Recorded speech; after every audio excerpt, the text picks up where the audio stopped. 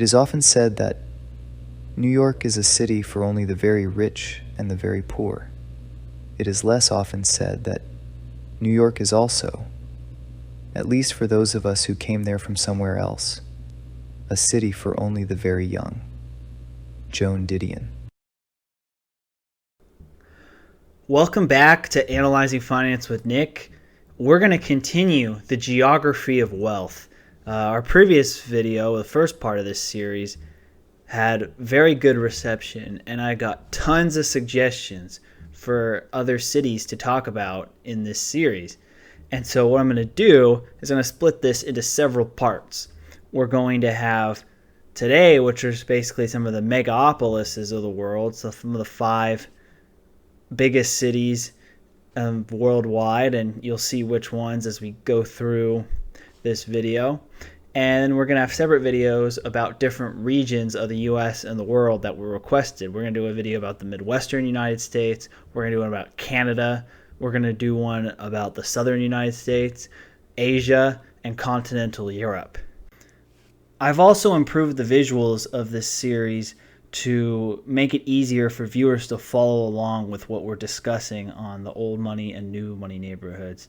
The color code is gold for the old money neighborhoods and cities, and red for the new money neighborhoods and cities. The first metro area we're going to discuss is New York, which was possibly our most requested city for this series.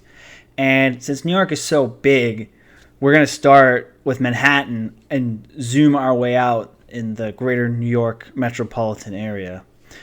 The old money in Manhattan has really been in the shoulders of Central Park. The Upper West Side and Lincoln Square on the west, and the Upper East Side on the east is where you have the old money of New York. And it's been that way for centuries. In terms of the new money is more in the south. You have Midtown Manhattan, which is where some of the most luxurious and tallest condo buildings in the world are, and some of the newest, more modern architecture in the city. But it's also very upscale. This is where Peninsula Hotel and a lot of the other luxury 5-star hotels in the city are located, along with some of the higher-end shops and restaurants, and a lot of the corporate headquarters of some of the highest-paying employers in New York. A combination of easy access to the trains that come in from other boroughs or from the outlying suburbs, and its proximity to Central Park and the old money neighborhoods has turned Midtown into the primary new money area of New York. The other new money area of New York is the southwest Manhattan, which includes Soho, Nolita, the West Village, and similar other trendy neighborhoods that used to be artist colonies and now have really been gentrified to the point that they are wealthy new money neighborhoods. Tribeca as well. That's kind of Manhattan. In terms of the future of Manhattan, I eventually think all of Manhattan will become either old money or new money, assuming New York's population continues to grow and it continues to remain financially important. If bad economic policy in New York or just demographic shifts cause New York to shrink, then I think that the neighborhood balance won't change much at all. But the most likely places to become new money within New York is Hell's Kitchen and the neighborhoods basically between Midtown Manhattan and the West Village. In terms of outside of Manhattan, the other boroughs, really the only old money or new money neighborhoods and the outer boroughs are in Brooklyn, where you have Park Slope and Williamsburg, which have become new money neighborhoods as Manhattan has gotten increasingly expensive. And these places are relatively accessible to lower Manhattan via subway, but they also offer a little bit less density and a little bit more space. And so they've attracted wealthy people, and they had some history of wealth back when Brooklyn was its own city in the 19th century. But most of these developments of Park Slope and Williamsburg have been within the last 30 to 40 years as new money enclaves. However, really, Most of the new money in New York, especially those who have families, has expanded out into the suburbs, which, given this is New York, it's 3 different states: New York, New Jersey, and Connecticut. The first of the New York suburbs I'm going to be talking about are the ones in Long Island. I'm not as familiar with Long Island as some of the other areas of New York. I've traveled New York extensively, but I've never gone really east of JFK on Long Island. So this is more just based on my independent research and reading about these places more than from personal experience.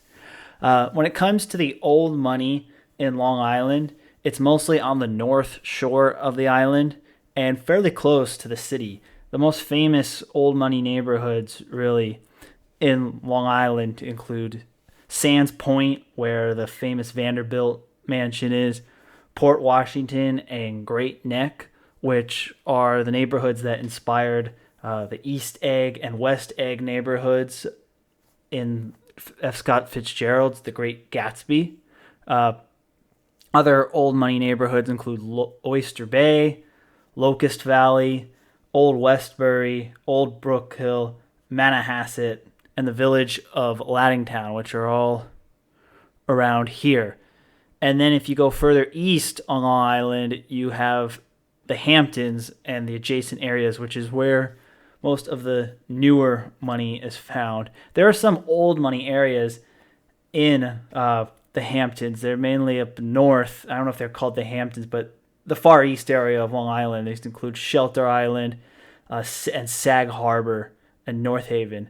That's kind of the reputation being the old money area of the far eastern point of Long Island, where the new money is on the south coast and the farther out away from the city, because these areas couldn't really be developed or were not easily accessible prior to the invention of the automobile. I mean, you did have a railroad, and you still have a railroad that goes out there, but the time it takes to get out here makes these places more of a summer vacation spot than realistically a place where new money residents can commute into the city on a daily basis. And examples of these new money Hampton neighborhoods include Montauk, Bridgehampton, East Hampton, Southampton, and Sagampak. Sagampak has the most expensive property, with the average home price in that neighborhood being about $6.2 million. And Watermill, which is another new money neighborhood in this area, has the second highest with an average of $4.1 million. So this is kind of where the new money goes. A lot of hedge fund guys and private equity people throw summer parties here in the Hamptons, and you see them in the news a lot of the time. So if you're thinking newer money in Long Island, it is indeed the Hamptons. And speaking of geography, I just want to let you know that we have started our Analyzing Finance with Nick tour, with our first stop being in Las Vegas on December 7th. If you're in the Vegas area or happen to be in town that time, come and join us. There'll be a link to sign up for the event in the description. Also, if you want me to come to your city, feel free to vote in our survey, and whichever cities have enough votes, I'll come and add to the tour. Next, we're going to move on with New Jersey, which has both old money and new money suburbs.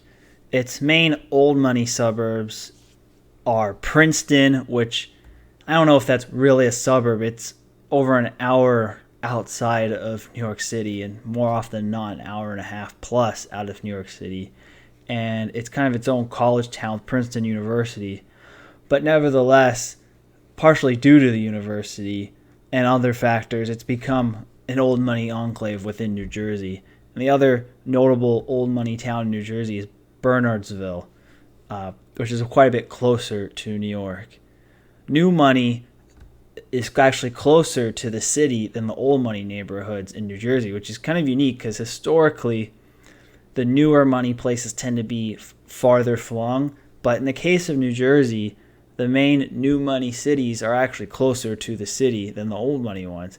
And the main new money cities in New Jersey are Summit, New Jersey, and North Bergen County, particularly Tenafly. are the main new money suburbs of New Jersey. However, they're not really the most new money suburbs in the tri-state area. The most notable new money suburbs are actually in Connecticut. They're Greenwich and Darien, which Greenwich is known historically as like the hedge fund capital of the world. And Darien is also where a lot of hedge fund money or new money in finance settled down once they decided they wanted houses and to have families. And why did the new money go to Connecticut instead of nice upscale upstate New York suburbs such as White Plains? The reason was because until fairly recently, Connecticut had much lower state income taxes and lower property taxes than New York. As Connecticut has become more politically progressive over the years, their taxes have started to come more in line with New York and New Jersey. And so that tax advantage really is no longer there. But since people have already kind of settled those areas in Fairfield County, people didn't really move out, at least not to the degree that people feared when those state taxes did get hiked in Connecticut. And so as a result, Greenwich and Darien remain new money enclaves. The main old money north of the city is in upstate New York. It's particularly in two upscale towns, Scarsdale and Rye, which have been wealthy communities for over a century. And they are the primary old money suburbs north of New York in Westchester County. The next city we're going to be talking about is the Dallas-Fort Worth Metroplex. Dallas is very new in terms of being a major city. It's always been one of the biggest metro areas in Texas, but the growth in the last 20 years of the Metroplex has been staggering. And so therefore, really the new money enclaves are really just getting developed in the last 20 to 30 years. And on top of that, Dallas has so much relatively empty land that the room for sprawl is a lot more than in a place like New York, which is restricted by Manhattan being an island and several of the other places being along the coast. So Dallas has had a lot of room to grow, and therefore wealth doesn't have to be concentrated. You can build your own giant ranch house in the middle of nowhere if you really wanted to. And so that has kind of limited things. However, as Dallas has grown and more businesses have moved there, you've started to see more concentration of money. The really only truly old money area in the Metroplex is the area between University Park and Turtle Creek, which also includes the town of Highland Park. It's kind of like a Beverly Hills dynamic where University Park and Highland Park are surrounded by Dallas, but they're technically not in the city of Dallas. University Park is also noteworthy because that's where Southern Methodist University is, which is kind of like the USC of Texas in terms of its reputation of the demographic of students who tend to go there. And it also is the home of the George W. Bush Presidential Library. Then you have, so that's the old money in Dallas. The new money is really in two main clusters, but again, given this amount of space there is in the Metroplex, the new money is more distributed in a much larger geographic area than in some other places. The main two cores that I show here on the map, one is the suburbs surrounding Grapevine Lake, particularly South Lake, Trophy Club, and Flower Mound. The other new money enclave are the upscale parts of Plano and Frisco in the northern side of the Metroplex. Those are what would be considered the closest things to new money enclaves in Dallas, but just given how new of a city Dallas and how new of a metro area the Dallas-Fort Worth Metroplex is, it doesn't really have the same amount of history or economic cycles it's gone through to develop a lot more new and old money areas. Next, we're going to cover the third most requested city from the viewers, and that is Chicago and the greater Chicagoland. Chicago is interesting because the old money neighborhoods are almost as numerous as the new money neighborhoods. And why would this be the case? The main reason why this would be the case is that Chicago has been a relative outflow of population. Even if Chicago's population has remained relatively steady and Illinois has only slightly declined, given how fast the U.S. population has grown over the last 50 years, the relative stagnation of Chicago means you didn't really see as much new money developed there as in other metropolitan areas of similar size in the United States. And that kind of provides some of the context here. The main old money in the city of Chicago itself is the area between the Gold Coast, which is the most upscale neighborhood in Chicago, and Lincoln Park. This is historically the old money area of Chicago, and usually when I go to Chicago, I usually visit this area at least once. It's very enjoyable to go to in the summer. The new money is in the West Loop, and the West Loop is kind of where a lot of the famous architecture for modern apartment buildings that you see in like architectural books about Chicago, they're more likely in the West Loop or River North or this area around here. It's very close to downtown and the main business district of Chicago, and it's relatively low crime for Chicago as well. And yeah, it's become kind of the trendy modern building area, and this is where newer money within the city of Chicago is. And also it tends to be where the luxury hotels are. If you're trying to stay in a hotel in Chicago, they're either in River North or in the West Loop. So that covers like the core of Chicago itself. The suburbs, the old money suburbs, are on the north side on the lake, particularly Winnetka, Glencoe, Highland Park, and Lake Forest would be the old money suburbs of Chicago. They're very nice, leafy suburbs with very large estates and close to Lake Michigan. So like if you want to have the upscale manor style living but still be close to the action in Chicago, this is your best bet. The more Evanston, some people and a lot of the commenters claimed it was old money, but I think it's more new money. It's got a more younger vibe thanks to Northwestern University, and it was really more of a college town until it got developed and had more of a gentrification and upscaling of the residents over the last few decades. It's always been a nice place, kind of like similar to what happened with Newport Beach and Rancho Palos Verdes, when they were previously places that were more like white-collar professionals, doctors, lawyers, small business owners, and later just became straight-up new money.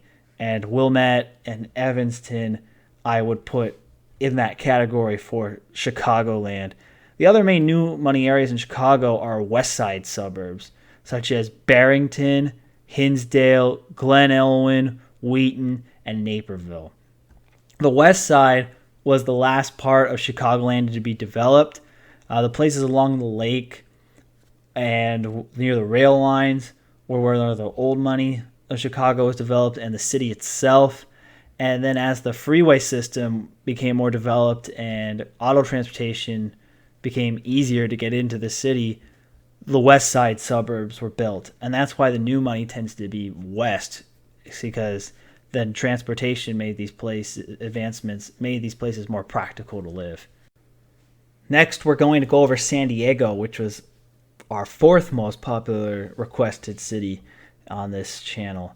And San Diego, even though it's a relatively new city and a lot of new money from around America moves here because of the great climate, and it's overall a very nice place to live, there are still some old money pockets in San Diego. There are two of them. The first one is La Jolla, which is the most notable one. It's the richest area of San Diego. It's where the Cove is, all the upscale restaurants of Greater San Diego. It's nearby University of California, San Diego as well. And that it is basically the posh old money places where the private wealth firms have their offices. It's a lot more clean and upscale and less relaxed surfer bro beach vibes that a lot of the other coastal areas in San Diego have. They're like mansions and really nice houses and small tracts of very wealthy areas along Mission Bay and the nearby hills and Bay Park. But there's not really a consolidated village like La Jolla, what I would truly call it an old money enclave, even though there's plenty of money in those parts of San Diego as well. The second old money patch in San Diego is Coronado, at least the eastern half of it, excluding the military base. It's where the Hotel Del was built, which was one of the first major luxury resorts in Southern California, and it has a lot of very high-end, old-style homes, and it's kind of it's close to downtown, but it also, given the Coronado Bridge, it's also kind of inaccessible too. You could take a ferry or a boat and also drive along the Coronado Bridge, but it's like other traditional old money neighborhoods. It's very close to the city, but isolated enough not to really absorb the issues of San Diego. La Jolla is kind of unique because La Jolla, even though it is a very upscale old money place, it's within the city limits of San Diego. Whereas Coronado, like Beverly Hills or Highland Park or Lake Forest, and a lot of these other old money places right next to the cities, is not really in the city itself. So those are the old money parts of San Diego. The new money is to the north, and there are mainly two main pockets of it. The first is like the north coast between Encinitas and Torrey Pines. I would consider this includes Del Mar, Solana Beach, Cardiff by the Sea, and Leucadia as well. The coastal areas of this is all new money. It's very nice, upscale beachfront properties whose prices are really not that much lower than the rest of San Diego or coastal Orange County, or might even be at the same levels of those at this point. It was kind of a more laid back, relaxed, borderline hippie town, especially Encinitas and Solana Beach. But over the last few decades, new money has kind of come in and changed the vibe of these places to become new money enclaves. And the other big new money enclave in San Diego is Rancho Santa Fe, which ranks up with some of the wealthiest zip codes in America.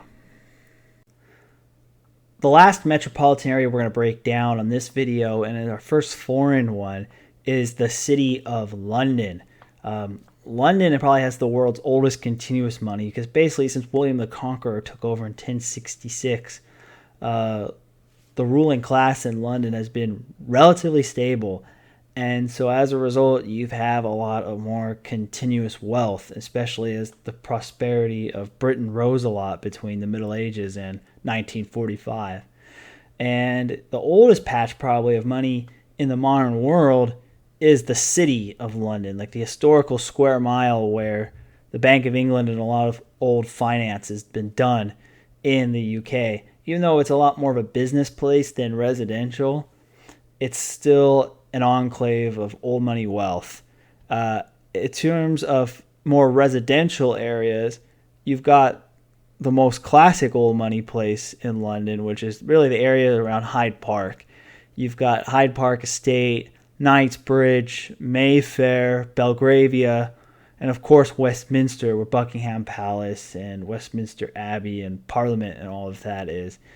This is kind of the old money core of political power and economic power, and a lot of the non-doms or foreigners who've moved to buy second homes or getaway places to live from their home countries often do it in Mayfair and Knightsbridge and this area because it's very prestigious.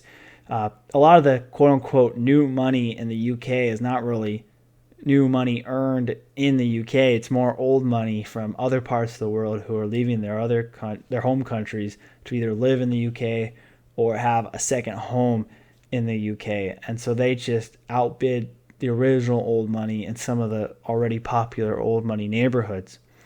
Another example, really, of this popular old money area is pretty close, also in the vicinity of Hyde Park, is Kensington and Chelsea in that area, which South Kensington, jokingly, is often the popular place where Americans who either are in London on expat contract or who are college students doing their semester abroad. That's South Kensington is kind of the stereotypical place where short-term stays of Americans are when they go to London, and it is more of an old money neighborhood in the core of London. And in terms of the suburbs, you have a few old money enclaves. You have Hampstead, which technically is in the city of London, but it's a lot more further out than the core old money areas of London. And then you have in the southwest, you have Wimbledon, where the classic tennis tournament is, in the Old England Club, and it's become a more upscale suburb, old money suburb, and Richmond, which is another old money suburb, and they're noteworthy. The only really two areas mentioned that are south of the River Thames, whereas pretty much every other neighborhood I'm going to mention in this series, old or new, is north of the Thames. And so that's kind of the old money hotspots in London. New money, again, they're technically newer money areas, but a lot of them are just gentrified or central business districts that just happen to have high income earners living there. It kind of questions whether it really is new money. I put it kind of in air quotes because a lot of these areas are just like trendy neighborhoods that are being gentrified or business districts. Like, would you consider, for example, Santa Monica, Soma in San Francisco, Koreatown in LA, Hell's Kitchen in New York? Would you consider these to be new money or just rapidly gentrifying areas that have more wealthy people moving into them?